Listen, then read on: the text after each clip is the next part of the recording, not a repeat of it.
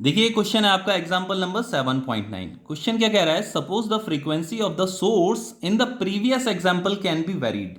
देखो यहाँ पे ये जो एग्जांपल 7.9 है ये क्वेश्चन आपका एग्जांपल 7.8 से लिया गया है। यहाँ पे प्रीवियस एग्जांपल लिखा है ना। तो सबसे पहली बात, एग्जांपल 7.8 में हमें गिवन क्या था, हमें ये गिवन था कि हमारे पास एक एलसीआर सर्किट था, उसके लिए हमें पीक वोल्टेज हमें दे रखा था, गिवन था, रेजिस्टेंस हमें दे रखा था 3 ओम, इंडक्टेंस हमें दे रखा था ये, और आपका कैपेसिटेंस भी हमें गिवन था। ठीक है, इतनी चीजें हमें गिवन थी। और वो ये कह रहा है कि if the frequency of the source can be varied, अगर मतलब फ्रीक्वेंसी चेंज की जा सकती है तो then what is the frequency of the source at which the resonance occur. तो वो ये कह रहा है कि किस फ्रीक्वेंसी पे रेजोनेंस अकर करेगा। ठीक है, तो हमें ये बताना है कि किस फ्रीक्वेंसी पे रेजोनेंस अकर करेगा। तो सबसे पहली बात बच्चों, रेजोनेंस की कंडीशन क्या होती है। एट रेजोनेंस,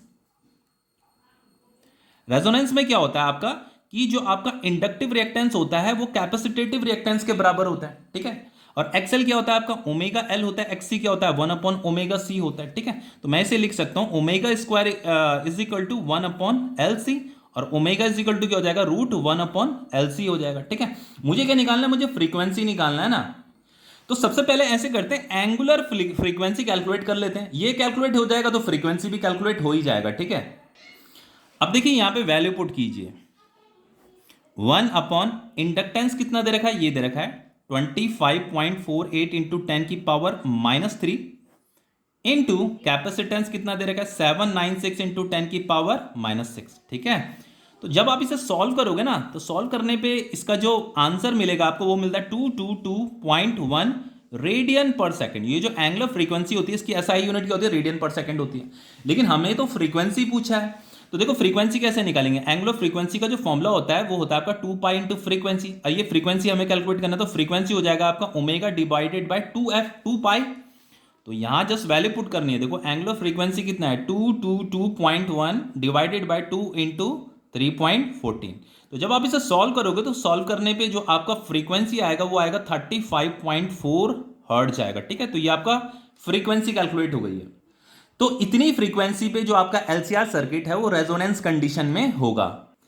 अब देखिए यहां पे हमसे नेक्स्ट क्या पूछ रहा है, कैलकुलेट द इंपीडेंस हमें बताना है, करंट हमें बताना है, पावर डिसिपेटेड हमें बताना है एट द रेजोनेंट कंडीशन। ठीक है, तो रेजोनेंस कंडीशन पे हमें इंपीडेंस बताना है। तो सबसे पहली बात, इंपीडेंस का जो फॉर्मूला होता है वो क्या होता है आपका R square plus X C minus XL का होल स्क्वायर होता है। सबसे पहली बात बच्चों, रेजोनेंस कंडीशन के लिए क्या होता है, एट रेजोनेंस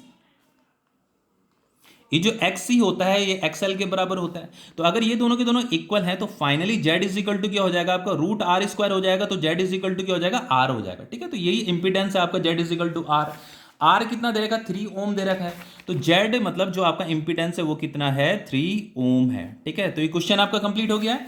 लेकिन अभी देखो यहाँ पे करंट भी पूछा है, यहाँ पे एट द रेजोनेंस कंडीशन पे हमें करंट भी बताना है। तो ये जो करंट हमसे पूछा है ये हमसे IRMS करंट पूछ रहा है। ठीक है, मतलब इफेक्टिव करंट पूछ रहा है। तो करंट हम कैसे करेंगे कैलकुलेट, देखो IRMS जो होगा वो होगा आपका VRMS डिवाइडेड बाय जेड। अब देखिए हमारे पास VRMS तो है नहीं, लेकिन हमारे पास यहाँ पे ना क्वेश्चन में एग्जांपल 7.8 में हमें ये पीक वोल्टेज दे रखा था, तो इसकी हेल्प से हम VRMS निकाल सकते हैं। देखो यहाँ पे आपका जो VRMS होता है वो होता है आपका पीक वोल्टेज डिवाइडेड बाय √2, और ये हमें गिवन है। तो यहाँ पे आपका IRMS is equal to VRMS की जगह में हम लिखेंगे peak voltage divided by √2 into Z. ठीक है, तो IRMS is equal to peak voltage आपका दे रखा है 283 डिवाइडेड बाय 1.414 इंटू जेड आपका है 3 ओम। तो यहां जब आप इसे सॉल्व करोगे तो आपका RMS करंट जो आएगा वो आएगा 66.7 एम्पियर। और दूसरा हमसे यहाँ पे क्या पूछा है, देखो यहाँ पे हमसे power dissipated at the resonant condition भी पूछा है। तो पावर डिसिपेटेड के लिए फॉर्मूला क्या होता है, पावर डिसिपेटेड के लिए फॉर्मूला होता है आपका VI cos phi। cos phi क्या पावर फैक्टर है, यहाँ पे हम RMS, V मतलब RMS वोल्टेज, I मतलब RMS करंट। ठीक है, तो power factor is equal to VRMS का जो फॉर्मूला होता है वो होता है आपका IRMS इंटू जेड। इसका जो फॉर्मूला होता है वो ये होता है इंटू IRMS, और ये जो cos phi होता है cos phi को लिखा जाता है R अपॉन जेड। ये आपका पावर फैक्टर है, तो जेड से जेड कट गया, तो पावर डिसिपेटेड जो होगा आपका IRMS का स्क्वायर इंटू R होगा। IRMS हमने ये कैलकुलेट किया है तो इसे यहां लिख दीजिए 66.7 का ये होल स्क्वायर इंटू रेजिस्टेंस कितना दे रखा है हमें, रेजिस्टेंस हमें 3 ओम दे रखा था। ठीक है, ये था 3 ओम, तो ये 3 यहां पे आ जाएगा।